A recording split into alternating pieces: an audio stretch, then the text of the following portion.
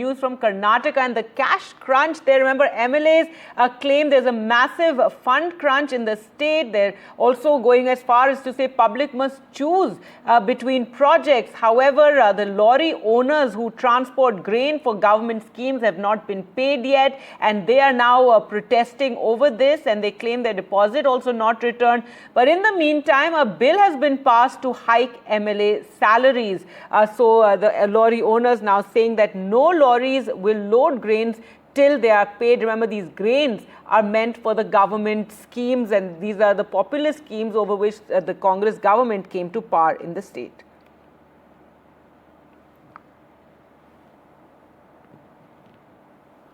ನಮ್ಮನ್ನ ಮಂತ್ರಿಗಳು ಉಪಮುಖ್ಯಮಂತ್ರಿಗಳು ಸಮೀಕ್ಷಬೇಕು.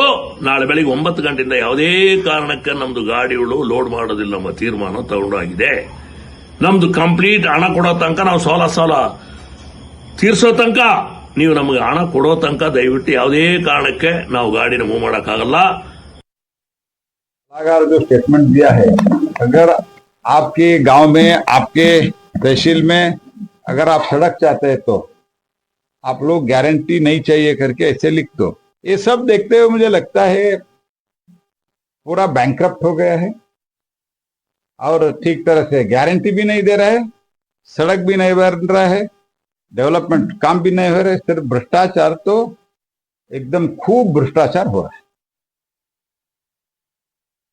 Cash crunch there, and as you could see, BJP leader and Minister Prahlad Joshi, they're hitting out over the functioning of the Karnataka government, where MLAs are telling people to choose between projects, whether they want to get the guarantees or have a road bill. Let's go across to Deepak now for more. And Deepak, and the latest being that the Lorry Association saying that they're not going to transport any grains if they're not paid on time. Meanwhile, there's also a bill been asked to which is going to hike MLA salaries. So all this happening in the midst of this cash crisis.